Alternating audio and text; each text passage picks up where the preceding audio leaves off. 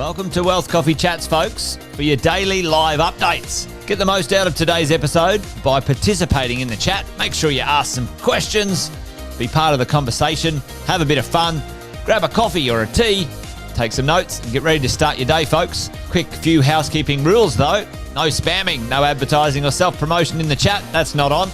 Be kind and respectful to everyone when participating. And most of all, have a good time. Real estate investing can be your biggest asset. It also can be your most expensive asset when it comes to getting it right or getting it wrong, folks.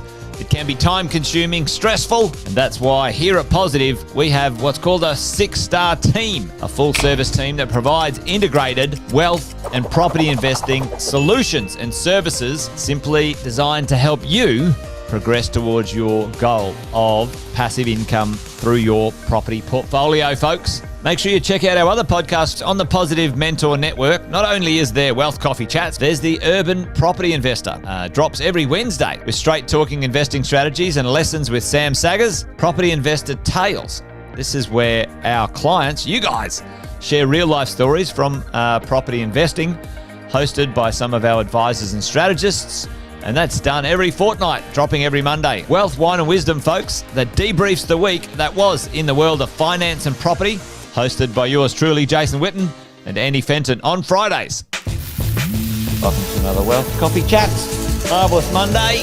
Hope you're well, folks, wherever you are. If you think it's Get Rich Quick, you're in the wrong place. This is the wrong podcast. This is the wrong live for you. Welcome to another Wealth Coffee Chat.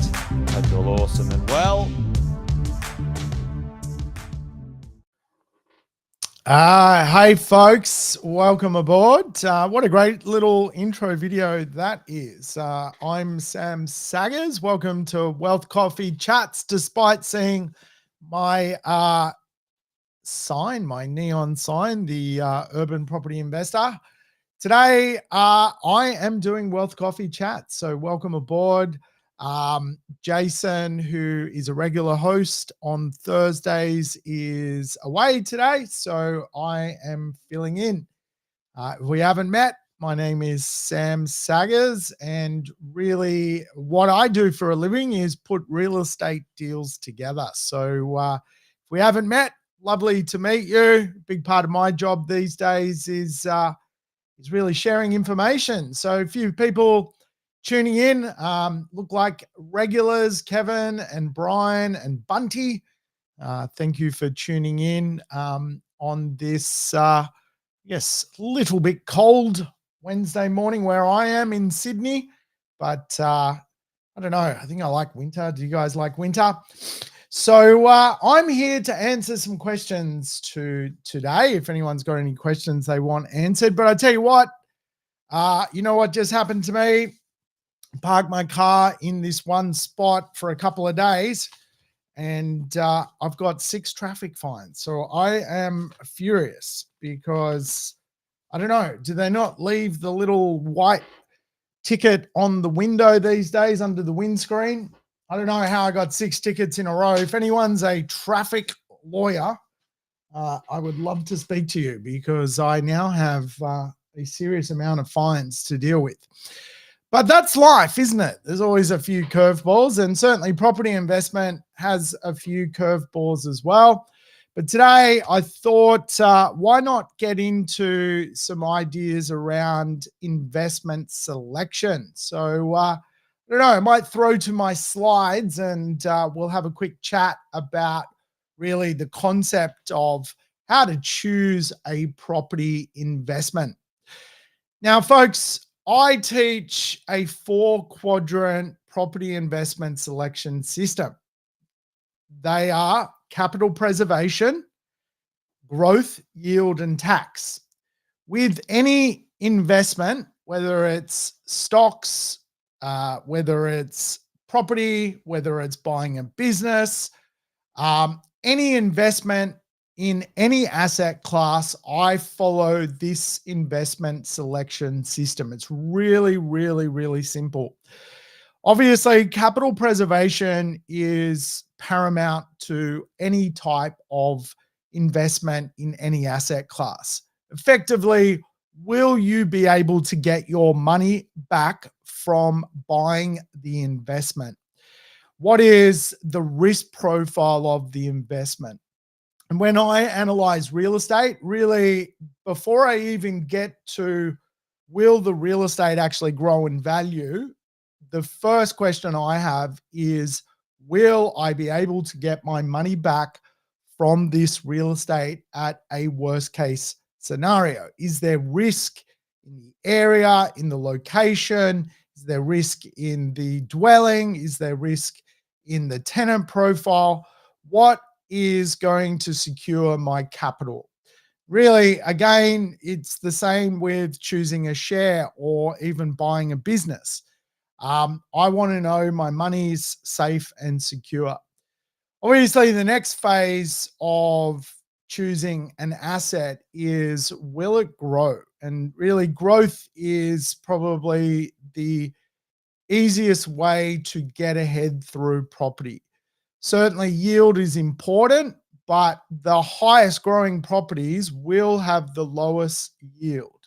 And so, generally speaking, if you go and look at real estate that today has grown the most, and real estate has grown exponentially in pockets of Australia, you will find the 2, 3, 5, 10, $20 million properties carry a very low yield, but they've become 2, 3, 5, 10, $20 million properties through growth.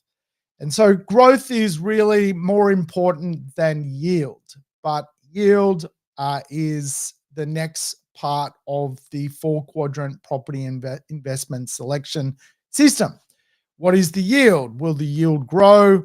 Is it under rented as a property?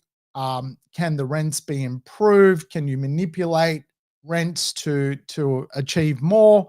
So really, yield is the third part of the puzzle. First part, will I get my money back? Second part, will the real estate grow? Third part, what are the yields and where can they go over time? Now, when it comes to yield, I teach another quadrant of yield performance, which is also a 4-quadrant system of how to understand how to drive a higher rental return. But it's an important part of the puzzle, but certainly real wealth is going to be created through growth and not going backwards in real estate. Too many people buy real estate, and what happens to them? They choose the wrong real estate and they go what is referred to as negative equity.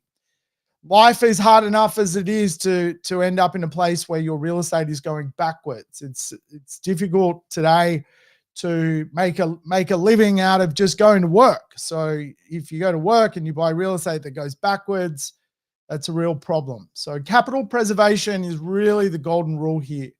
Welcome aboard, folks. We've got a few new people tuning in.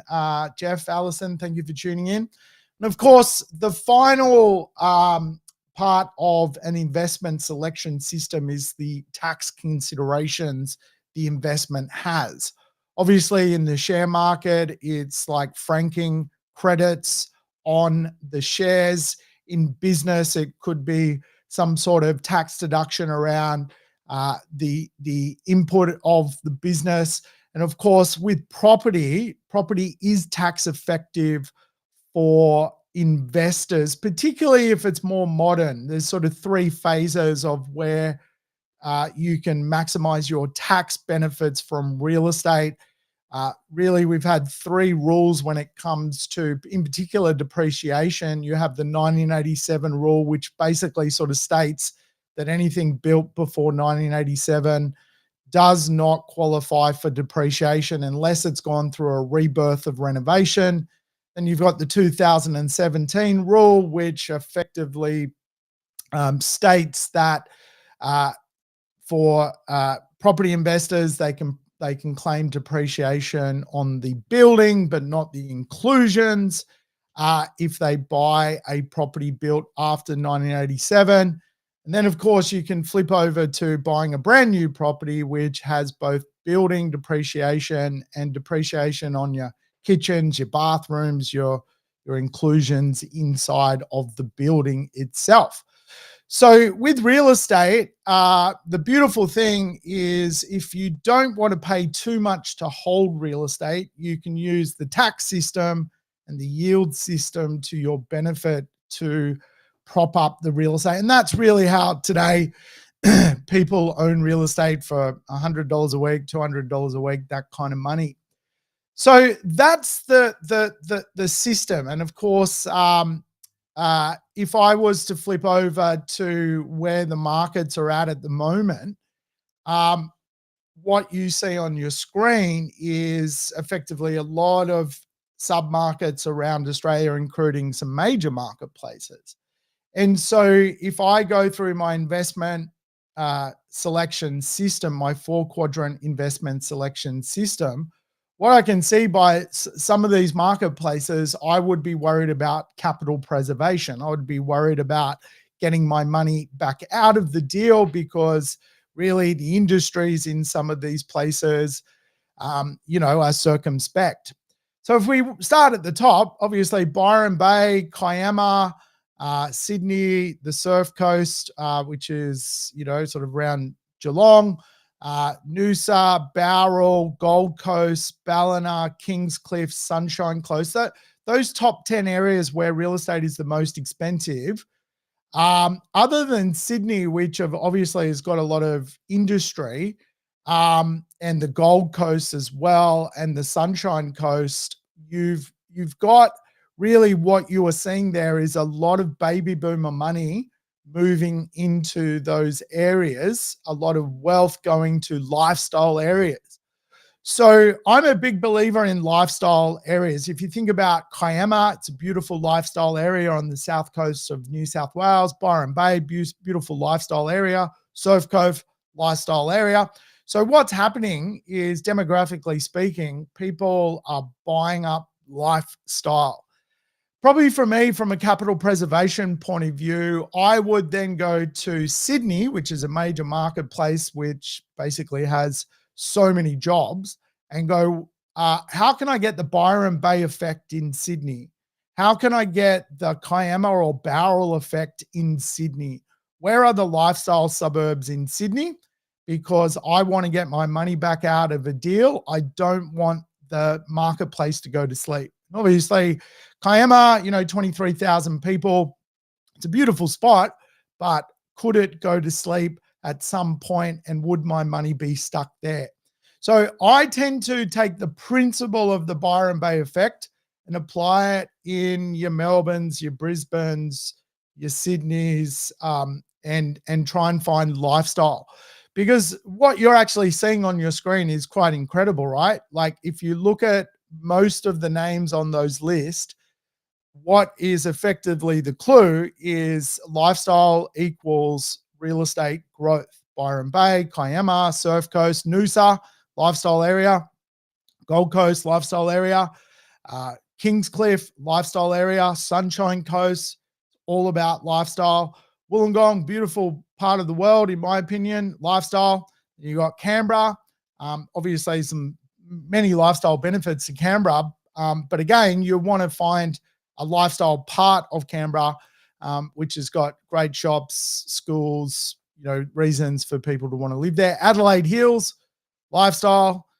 Newcastle, I think it's got one of the best lifestyles in Australia. I'm very pro Newcastle. I happen to own real estate in Newcastle, but very pro. Shell Harbour, all lifestyle. Yass Valley, which is effectively part of Canberra. It's a little bit of a country kind of vibe, that one. Lake Macquarie, all lifestyle. So if we look on the left-hand side of those lists, you can see the lifestyle markets are the most expensive effectively. And what our job is how do we preserve capital in a lifestyle marketplace? Well, let's go to Melbourne, because Melbourne will preserve capital more so than, say, Coffs Harbour. But how do we find that, Byron Bay effect in Brisbane or Melbourne? Then if you flip over to the least expensive marketplaces in Australia, there's some hidden value in some of those marketplaces. If I was to look at, for example, Perth, it's a powerhouse of Australian economics. It's a beautiful place too, Perth. It's up there with Sydney as it's one of the prettiest places going around when it comes to a major city where more than 1 million people live. And you can see underpriced.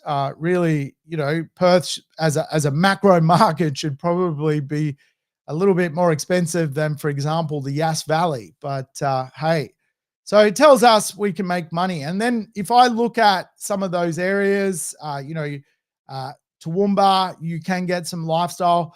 Cairns, you can certainly get lifestyle. The problem with the tropical marketplaces these days is insurance. So then you go, well, the extra insurance burden to buy in Cairns because of cyclone risk, capital preservation, will I get my money back? It's kind of the considerations you need to sort of think about. And then as we flow down the list, we're entering those smaller marketplaces, perhaps a little bit more disconnected from being able to drive to our big cities where there's major commerce. Wollongong to Sydney is an hour drive. It's virtually the same place, but Dubbo to Sydney, it's a 5-hour kind of commute. So, you could not effectively use the commerce of Sydney and live in Dubbo without sort of, either being very digital or flying. So we can see, obviously, if we go even down to some of our powerhouse, really, I don't want to say ugly, but they're pretty ugly. Places like your Gladstone. I mean, it's the biggest port in Queensland. It ships a lot of stuff out to the world, but it's, for the most part, not what we would refer to as a lifestyle city. People don't move to Gladstone for a lifestyle. They move to Gladstone for, work, LNG, gas, it's a deep port in Queensland, jewel in the crown in the port scene of Queensland, but it's not a lifestyle area. So the point of the conversation is, if I was using my property investment selection system, which is capital preservation first, I need to consider the risk, the downside risk. And I go, well, is there less downside risk in a place like Sydney than there is a place like Kiama? Is there less downside risk in people getting their money back in Melbourne than Gladstone?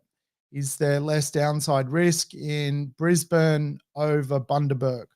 And the answer, of course, is yes. There's less downside risk, so there's a higher ability to preserve capital.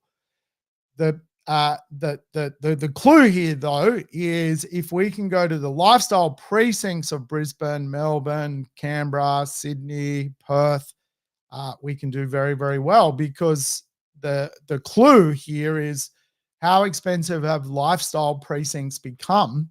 They are tremendously expensive. And sometimes, what you'll also notice is Byron Bay is more expensive than Sydney, but the aggregate size of Sydney is over 5 million people. So it's got a much larger data set, which kind of skews the numbers. In Sydney, you can buy $100 million house. In Byron Bay, you can't buy $100 million house. So, there's relativities to the data. The bigger the data set, quite often it will pull down the price metric of the overall aggregate. But that's how to approach. Well, that's how I approach investing. That's why, I guess, if you're one of my clients, you probably don't see me talking about Dubbo a lot, or Shepparton, or Rockhampton.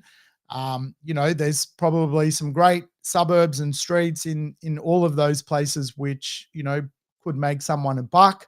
But I look at things as capital preservation. Where are the strong marketplaces? If economics changes and there's a downturn, is Sydney safer than Kiama?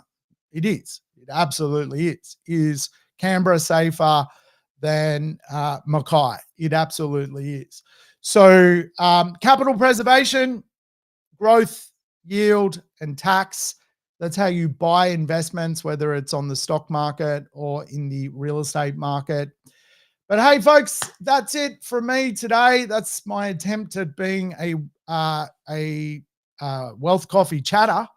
I don't know if I'm a very good wealth coffee chatter, to be honest with you, but hey, I'm here giving it a go, and I'm going to go pay 6 traffic fines, which again, I think is ridiculous. If you park the car in one spot and you leave it for 6 days, is it actually legal to get 6 fines in a row? Don't get it. I thought that would be 1 fine, not 6, but hey, capital preservation on parking has failed me. So follow the rules, read the signboards, and you won't end up with parking. And talk about inflation. Guess how much a parking fine is in Sydney? Anyone want to take a guess? $100, $200? Anyone? $302 to a fine for parking. $302. Wow. Fight the system, Alison. I agree. 286, says Deb. Unbelievable. 280. Wow. Yeah. I mean, that's a lot of money. Now, I'm not short of a quid, so I'm not too stressed out about it. But geez, if you were young family, couple of kids, that's a lot of money out of the budget, folks. Household budget. So getting tough out there for everyone. The big lesson I've learned over the last 24 months, inflation will absolutely smoke you. Put your job, buy an investment, put those two together, and you can beat inflation, and you can end up being able to afford 6 $302 fines. Don't know. All right, folks, rock on. Love your work. That's it for me. Over and out. Have a great Thursday. Episode of Wealth Coffee Chat, folks.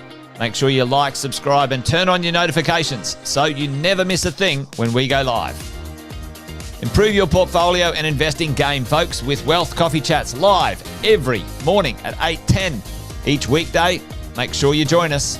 Previous episodes are also available wherever you get your podcasts, folks, as well as our other podcasts from the 6-Star team here at positivementor.com.au.